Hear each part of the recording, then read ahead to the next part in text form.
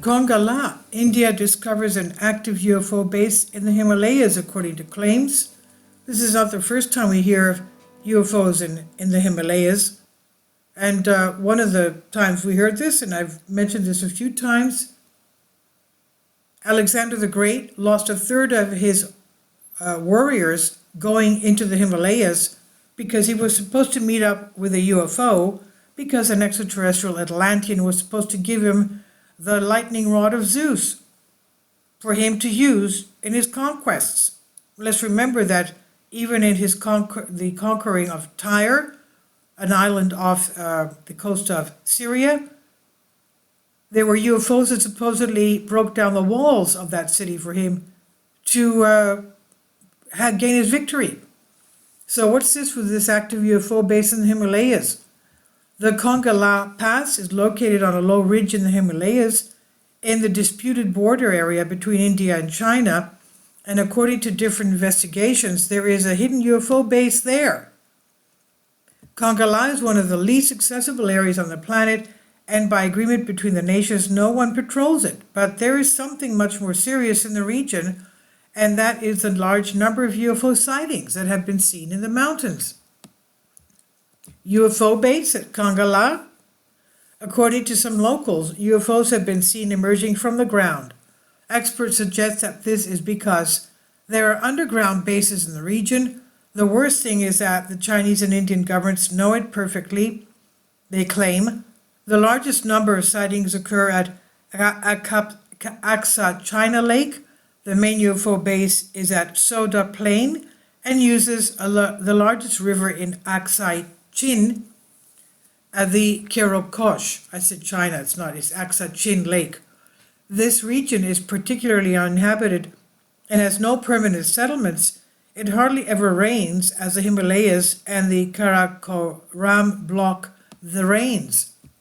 In addition, it's the region where the Eurasian plate and the Indian plate have created converging plate boundaries, and this forms when one plate sinks below the other.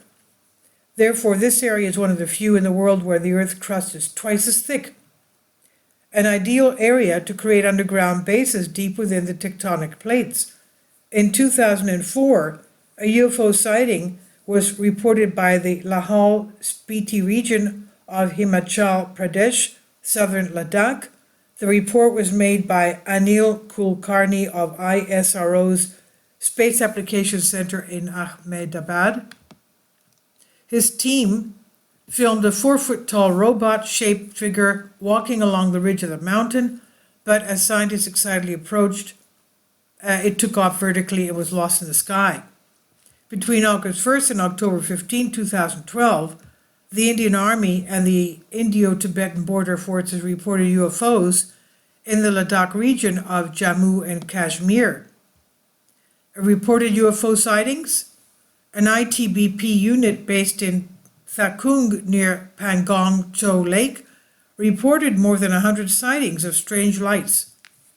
In September of the same year, the Army moved a mobile ground radar unit and a spectrum analyzer to the mountain at 160 kilometers from Pangong Lake. The radar did not detect UFO that the soldiers personally saw, indicating that it was not metallic. The spectrum analyzer could not detect any signal emission. The Army also sent a reconnaissance drone in the direction of the UFO, but it was useless. The drone reached its maximum height and lost sight of it. A team of astronomers from the Indian Astronomical Observatory in Hanle studied the phenomenon for 3 days. The team spotted flying objects, but were unable to deduce what they were. Some theorists associate the number of UFO reports with the region being along the lines of latitude that divide the Earth. The same reason that has led you to think that RED's gravity vortex magnetic anomalies and these events have a connection. Is this gravity a manifestation of Earth's energy connected to the grid, the ley lines of the Earth? If so, can they use certain points on this grid to tame gravity? This would make Kongka-La the ideal area to create UFO base on Earth, becoming one more region on the list where aliens could operate inside the planet. And this is on Mysterious Society by Zach White. Please leave your comments, and thank you for your support. support my Patreon account. The daily posts are 5 videos daily, and they are totally different from what I have on my YouTube channel. Thank you so much for your support and that you find all my content so interesting. You'll find the Patreon account details in the description box below.